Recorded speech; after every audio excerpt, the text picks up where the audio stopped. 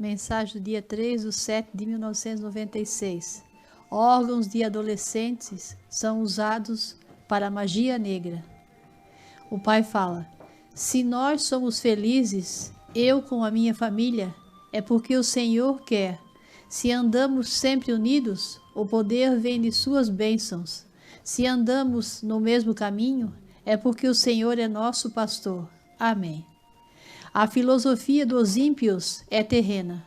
Os que me seguem ficam escondidos dos olhos deles, para que vendo não enxerguem, ouvindo não entendam. Crescidos estão todos. O tempo moderno é que vem afastando o meu amor desta terra. Em qualquer parte que se ande neste mundo, o paganismo cresce dia a dia. Sua infiltração é como água corrente suja. Vai deixando sua sujeira nas calçadas, ruas e casas, que mesmo depois de limpos, fica o fedor. Assim vai se acumulando nas paredes o perigo das doenças contagiosas. Nada foi feito por mim que viesse a prejudicar o homem. O homem é quem vem destruindo tudo que eu criei com tanto amor. Suas crenças é fazer sempre o contrário e não como está escrito na Sagrada Escritura. Aquele que não trabalha não merece o pão que come. Agora as grandes cidades ficam sentados nas praças. Esses velhinhos, esses filhinhos de papai, que não têm educação e tomam conta de tudo. Bento, meu querido filho, o crescimento desta gente vem aumentando nas grandes capitais. Entre eles, o meu nome é colocado como um mito, sem que haja um mínimo de respeito. Seus cabelos longos, muitos endurecidos e penteados, com correntes de todo o corpo, brinco nas orelhas, fazem deste mundo um reflexo da magia como Satanás quer, inebriando os menos esclarecidos. Sobre a minha divindade entre eles, diz o chefe da máfia: Deus não existe. O que está havendo são esses atrasados, do tempo da idade da pedra, que procuram um homem que nunca apareceu por aqui e nem vai aparecer. Ele não existe. Veja, meu filho, tu nem conheces quase nada e eu estou te passando o que está acontecendo no mundo. O pai fala: Jesus pergunta ao Senhor: os feiticeiros com suas casas de feitiçaria são muitos nesta terra que o Senhor criou? Ah, meu filho, aqui tu não vês nada. Na minha presença eu vejo constantemente homens diabólicos me desafiando todos os dias. Existem casas subterrâneas que são piores do que açougue, onde matam os animais. Escondido da sociedade, o sacrifício com adolescentes é apavorante. Pedidos de socorro cortam o coração de qualquer um que acredita em mim. Os órgãos das vítimas, muitos são usados para magia negra. Outros são vendidos para comprar drogas.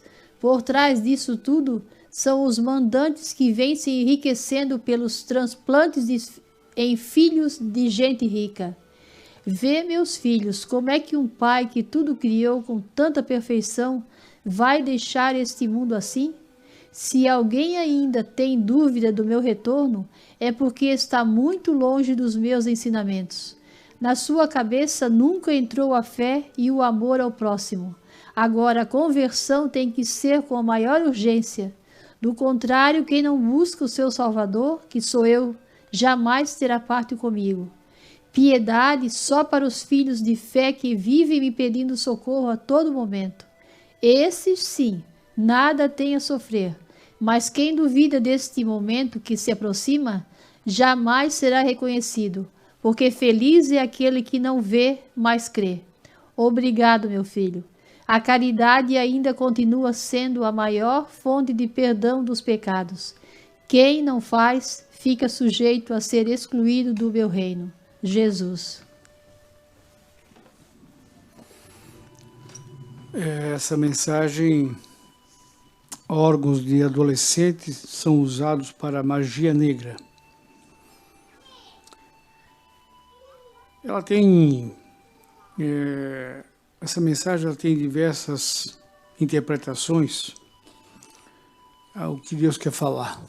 Por que acontece isso no mundo? Mundo cruel. Imagina um ser humano matar o outro para comercializar, fazer magia negra. Que mundo é esse que a gente vive? Mas Deus vê tudo. Nós não vemos, a gente não sabe de nada praticamente. Graças a Deus. Porque senão eu acho que eu não suportaria, como as pessoas de bem, não eu. As pessoas de bem não suportariam tanta crueldade. Mas vamos analisar a mensagem. Ali Jesus já começa dizendo: o tempo moderno é quem vem afastando o meu amor desta terra. Em qualquer parte que se anda nesse mundo, o paganismo cresce a cada dia. Dia a dia. Por quê? Porque as pessoas estão se afastando de Deus. Lamentavelmente, a gente fica sozinho, às vezes, em casa. Eu me entretenho com muitas coisas. Vejo vídeo, ouço música. Eu tenho o que fazer. Não estou mais praticamente nativa do trabalho, mas eu procuro ficar atualizado, ver, assistir, não ficar antenado no mundo. Mas mesmo assim, eu não tiro a cabeça de Deus. Eu vivo pensando nele. Eu vivo pensando no que eu posso melhorar, aonde que eu posso acompanhar mais as coisas sagradas, de que maneira. Minha casa já até eu brinco, eu já dei senha para eles. É cheio de santo, na sala, só não põe no banheiro porque não há um lugar adequado. Mas eu sempre gostei de santo, imagem de santo. Mas assim mesmo, sente ainda falta daquela presença, daquela emoção de estar sentindo que está ao lado dele. Aí a gente fica pensando na queixa que ele faz aqui. O mundo está entrando num mundo de paganismo, dia após dia. Não por acaso, ontem à noite eu estava em casa, estava com os meus 2 filhos lá em casa, e a gente estava conversando. Aí, claro, um buscando o futuro, outro buscando vencer na vida, como qualquer ser humano. E eu falei para eles, isso Deus não desaprova, isso Deus não condena, Deus nunca condenou. Mesmo porque seria incoerente, se Ele é o Deus da bondade, se Ele quer a alegria de todo mundo, então Ele quer que todo mundo prospere. E eu falei isso para eles. O problema não está aí em prosperar, o problema está em deixar Deus do lado. Não botar Ele à frente das coisas. Eu já falei aqui nesse programa, essa é a minha cabeça, essa é dessa maneira que eu penso. Eu poderia ter 2, 3 Ferrari na minha garagem. Eu poderia ter uma fazenda. Eu poderia ter um apartamento em Balneário Camboriú. Desde que isso não sobressaia Deus. Desde que isso não me coloque o meu coração nessas coisas. Eu tenho que colocar Deus acima de tudo. Mesmo porque, se eu colocar Deus acima de tudo, eu com certeza, eu tendo essa riqueza, eu fatalmente irei ser uma pessoa que ajudarei as pessoas mais humildes. Farei caridade. Tem muitas pessoas hoje que a gente vê, que a gente acompanha às vezes, são empresários, são pessoas que bem-sucedidas na vida, mas são caridosos, ajudam. Instituição de caridade, hospitais, às vezes até adotam famílias para poder ajudar aquelas famílias. Não necessariamente o rico tem que ser miserável. É como Deus fala, é mais fácil um camelo passar no fundo da agulha do que um rico se salvar. Por quê? Porque ele põe os interesses dele pessoais, as coisas que mundana, a riqueza, os bens dele em primeiro lugar. E ele esquece de Deus. É isso que eu estava falando para meus filhos ontem. Vocês podem vencer na vida, vocês podem se dar bem na vida, mas tenha tempo para Deus. Questionei. O dia tem 24 horas por dia. Nesses 24 horas, você tem que tirar um mínimo 6 horas para dormir. Sobra 18 horas. É muito tirar 1 hora ou meia hora para pensar só nele, fazer as orações? Se não pode assistir à missa, mas faça as orações? Não é. Mas eu duvido. Aí um já questionou, não, mas eu rezo todo dia. Tudo bem. Mas é a missa. Não é questão só de rezar todo dia. E a missa? Pelo menos aos domingos tem que participar. Tem que estar em comunhão com ele. Então a gente fala esperando que um dia as pessoas fiquem atentas sobre isso. Deus está se queixando sobre o desprezo sobre ele. E voltando na questão dos adolescentes que somem que no mundo que Deus fala,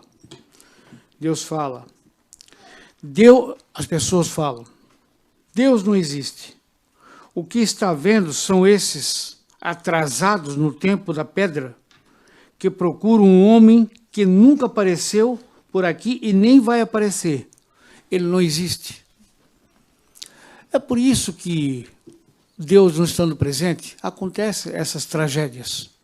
Essas crianças, imagina essas crianças como sofrem. E a dor desses pais. Quando você perde um filho, o filho morre por acidente, uma doença, você sabe que perdeu ele, a morte levou. Você enterra aquele teu ente querido. Mas quando some, que você não sabe o que está acontecendo com aquela criança, com aquele adolescente, onde está? Será que não está sofrendo? Será que não foi martirizado? Olha a dor desses pais. Mas muitas vezes são pessoas que se esquecem de Deus. Ou não acreditam em Deus. Dizem que esse homem não existe. Nunca existiu. Aí, infelizmente, como a gente fala sempre, fica sem a proteção de Deus. A família, os filhos e nós todos. Mais para frente, Deus fala, existem casas subterrâneas que são piores que açougue, onde matam os animais, escondido da sociedade. O sacrifício com adolescentes é apavorante. Pedidos de socorro cortam o coração de qualquer um que acredite em mim.